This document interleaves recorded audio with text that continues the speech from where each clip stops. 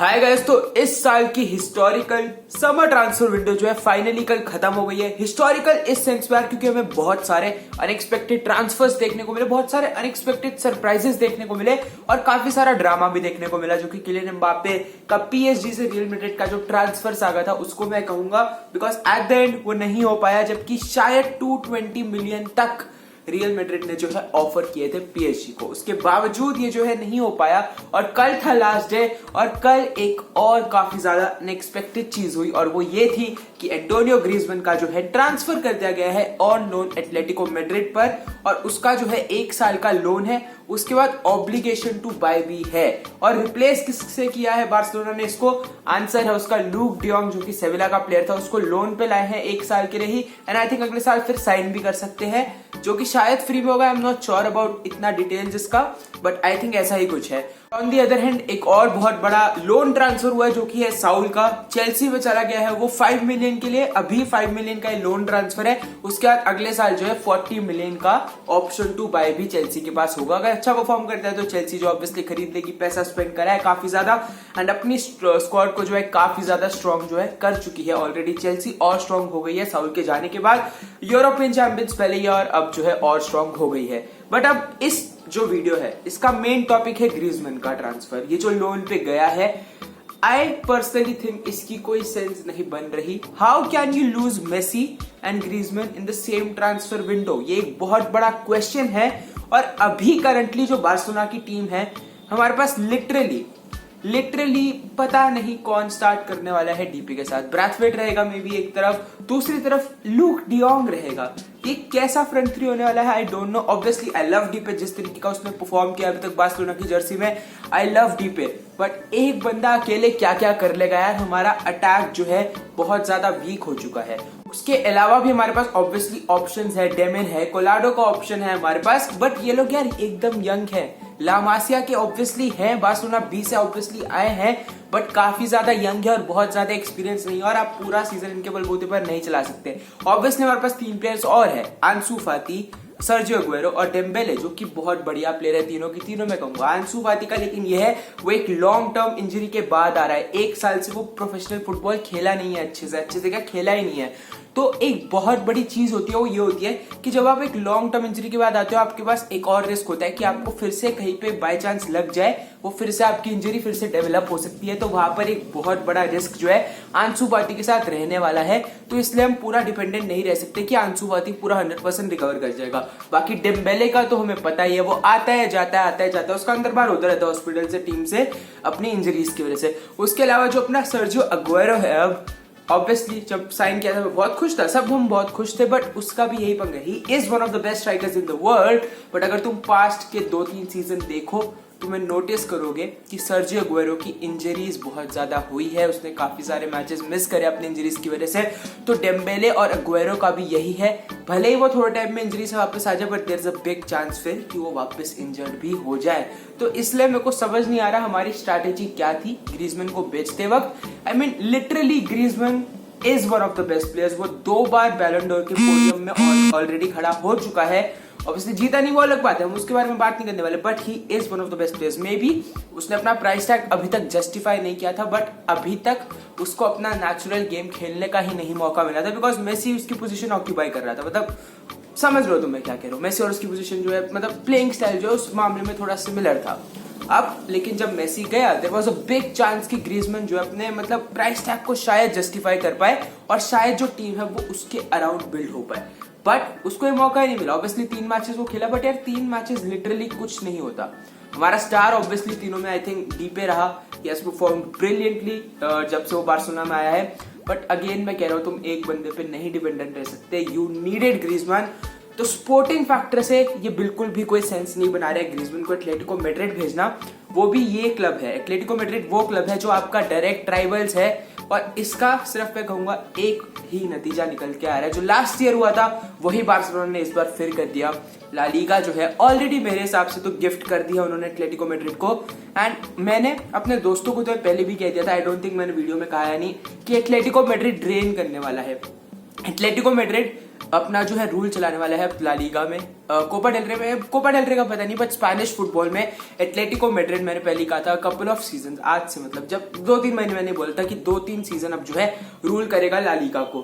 That's because Barcelona की team बिना Messi के मेरे को इतनी स्ट्रॉन्ग नहीं लग रही थी, ऑब्वियसली हम सबको नहीं लग रही थी। एंड अब ग्रीजमैन भी नहीं है, सिर्फ लिटरली डीपे मैं कहूंगा एक अभी जो है ढंग का ऑप्शन मेरे को दिख रहा है, बिकॉज 3 अभी हम इंजर्ड है, 2 बचे हैं सिर्फ ब्रैथवेट और अपना लूक डियोंग जो साइन हुआ है। So I really don't see an option here. मेरे को नहीं लगता कि बार्सिलोना को कोई चांस है ला लीगा में। I don't think Copa del Rey में भी चांस है। लास्ट ईयर हम जीते थे, वो जीते ही इस बंदे की वजह से थे जिसको अब एटलेटिको मैड्रिड भेज दिया है।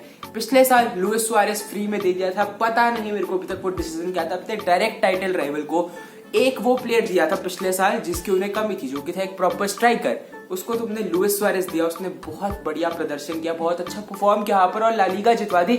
और इस साल तुम उनको वो प्लेयर दे रहे हो जो 120 मिलियन में तुमने ही उनसे खरीदा था। ऑब्वियसली प्रेसिडेंट अलग था, उसकी बात भी नहीं करेंगे अभी, पर तुम उनको वापस दे रहे हो। एंड यू नो कि उस कोच के अंडर वो बहुत अच्छा फिर से परफॉर्म करने की कैपेबिलिटी रखता है, बिकॉज पहले भी 2 बार वो बैलन डोर के पोडियम में फिनिश कर चुका है उसी कोच की वजह से, उसी टीम के लिए। तुम उसको वापस वहां भेज रहे हो।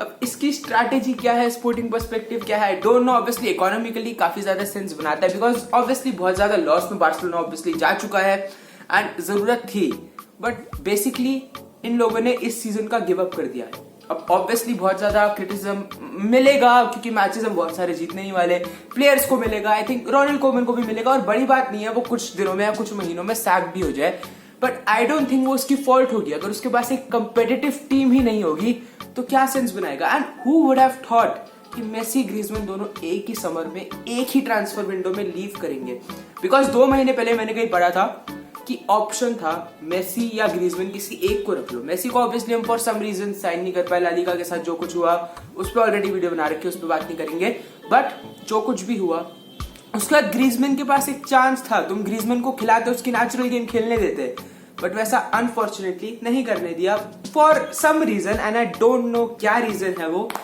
बट 2-3 महीने मार्च में जब लपोर्टा इलेक्शन जीता था, उस टाइम पे बहुत ज्यादा मेरे को भरोसा था कि मेसी कॉन्ट्रैक्ट रिन्यू करेगा, वो नहीं हुआ, but I still had hope because Laporta experienced है। बट उसने फिर एमरसन को कल जो है थोड़े टाइम पहले ही जो आया था, लाइक महीना हुआ होगा, 2 महीने हुए होंगे, जितना भी एमरसन को आएगा उसको भी बेचा। ठीक है, थोड़ा बहुत सेंस बना रहा है, बहुत ज्यादा खेला भी नहीं था अपने लिए, बट ठीक है। पर ग्रीजमैन को भी बेच रहा, वो भी अपने एकदम डायरेक्ट टाइटल राइवल को। एटलीस्ट एमरसन को टॉटनहम भेजा, प्रीमियर लीग में भेजा, so I don't think Champions League में भी तुम्हें मिलेगा, बिकॉज कॉन्फ्रेंस लीग खेल रहा है वो। बट तुमने एंटोनियो ग्रीजमैन को, one of the best players in the world को, लोन पे दे दिया एटलेटिको मैड्रिड पर, 40 मिलियन में वो अगले साल खरीद भी सकते हैं। क्या सेंस है भाई, I don't know. And currently I don't know what Laporta is doing. अगर इकोनॉमिकली है, अगले साल बहुत ज्यादा उड़ाना चाहता है वो पैसे, तो ठीक है, कुछ सेंस बनेगी, लेकिन वो अगले साल ही बनेगी। Basically you have given up इस सीजन पे, तुम्हारे को कोई उम्मीद ही नहीं है, ना तुमने अपने फैंस के लिए कोई छोड़ा उम्मीद करने का, बिकॉज ला लीगा में कोई चांस नहीं है। चैंपियंस लीग का तो अब मैं ये भी श्योर नहीं हूँ कि हम ग्रुप स्टेज भी क्लियर कर पाएंगे नहीं, बिकॉज बेनिफिका को हराना इजी टास्क नहीं होगा। बायर्न म्यूनिख से तो मेरे हिसाब से हम दोनों मैचेस हारने ही वाले हैं, और कीव भी कोई बहुत ज्यादा इजी ओपोनेंट नहीं है। अभी ये टीम हमारी कोई बहुत ज्यादा स्ट्रांग नहीं है, इवन कीव भी हरा जाए तो मेरे को शॉक नहीं लगेगा। हमारा डिफेंस पहले ही काफी ज्यादा वीक था, अब हमारा जो है अटैक भी वीक हो गया है, तो पता नहीं क्या होगा बार्सिलोना का, वो टाइम ही बताएगा। But overall historical transfer window, काफी बड़े बड़े अनएक्सपेक्टेड ट्रांसफर्स भी देखने को मिले। क्रिस्टियानो रोनाल्डो की मैनचेस्टर यूनाइटेड में वापसी हो गई, लियोनेल मेसी ने अनएक्सपेक्टेडली बार्सिलोना छोड़ दी फॉर सम रीजन, जो हमें पता है ऑब्वियसली क्या रीजंस थे, और पीएसजी ज्वाइन कर ली। किसने एक्सपेक्ट किया था यार ये सब कि रोनाल्डो अपनी घर वापसी करेगा, मेसी जो है पीएसजी ज्वाइन करेगा और नेमार और उसका रियूनियन होगा, बट बार्सिलोना में नहीं, पीएसजी में। और इसके अलावा भी काफी बड़े बड़े ट्रांसफर्स हुए, सर्जियो रामोस भी पीएसजी गया, और रामोस और मेसी अब एक टीम में। मैड्रिड और बार्सिलोना के फॉर्मर कैप्टन अब एक टीम के लिए खेल रहे हैं। लुकाकू की चेल्सी में घर वापसी हो गई, एंड जेडन सांचो को जो है मैनचेस्टर यूनाइटेड ने साइन किया, ग्रिलिश को जो है मैनचेस्टर सिटी ने साइन किया। काफी सारे बढ़िया ट्रांसफर्स देखने को मिले, बहुत बड़ा सागा हुआ किलियन एम्बापे का। रियल मैड्रिड वो जाने वाला था, इतने बड़े बड़े ऑफर्स सजेस्ट कर दिए रियल मैड्रिड ने, इतने बड़े बड़े ऑफर्स दे दिए, और पीएसजी ने सारे रिफ्यूज कर दिए। जबकि अगले साल अब मैड्रिड जो है एम्बापे को फ्री में खरीद सकती है, अनलेस नया कॉन्ट्रैक्ट को साइन करते हैं। आई डोंट नो क्या चल रहा है इस ट्रांसफर विंडो, बट बहुत ही क्रेजी ट्रांसफर विंडो थी यार, एंड हिस्टोरिकल थी, इस पे कोई डाउट नहीं है, हिस्टोरिकल थी। बट जो मेन मुद्दा था इस वीडियो का वो मेरे को अभी तक समझ नहीं आया, ग्रीजमैन को बेचने का लॉजिक क्या था, because it does not make any sense at all to me. Economically ठीक है, लॉन्ग टर्म पर्सपेक्टिव में तुम देख रहे हो ठीक है, अगले साल तुम बहुत ज्यादा पैसा उड़ाना चाहते हो, हालांत खरीदना चाहते हो या कोई खरीदना चाहते हो, ठीक है, बट तुमने इस सीजन को गिव अप कर दिया, तुम्हारे को कोई उम्मीद ही नहीं अब इस सीजन से, ना तुम्हें मेरे हिसाब से, लाइक बोर्ड की बात कर रहा हूं मैं, ना फैंस को भी चाहिए कोई। So it does not make any sense to me. अगर तुम्हें लगी हो तो मेरे को बताओ, तुम्हें मतलब बहुत सारे लोग क्योंकि खुशबू हो रही है कि ग्रीजमैन चला गया, बट भाई तुम बताओ अटैक में कौन खेलेगा, उम्मीद या पजानिक, बिकॉज वो दोनों तो अभी तक गए नहीं, वो दोनों पड़े हुए जिन दोनों को जाना चाहिए था लिटरली, वो दोनों अभी भी टीम में। उम्मीद को अभी तक टीम में रखा हुआ है, पजानिक को अभी तक टीम में रखा हुआ है, जो कोई सेंस नहीं बना रहा। आई डोंट नो क्या था ये सब, बट आई डोंट नो क्या था ये सब। तो तुम मेरे को बताओ अगर तुम्हें कोई सेंस लगती है ग्रीजमैन को बेचने की और उम्मीद और पजानिक अभी भी आए, तो आई don't know if it makes any sense. ठीक है, बायर्स नहीं मिले होंगे, उनकी सैलरीज इतनी हाई है, बट लोन भेज देते, कुछ कर देते यार, जैसे तैसे डील हो जाती। ग्रीजमैन क्यों बेच रहे हो, वो भी डायरेक्ट टाइटल राइवल को? Does not make any sense to me. तुम्हें अगर अगेन मैं कह रहा हूँ लगी हो तो मेरे को नीचे बताओ। मिलता हूँ मैं आपसे अगली वीडियो में, तब तक के लिए bye bye, stay safe, see you soon.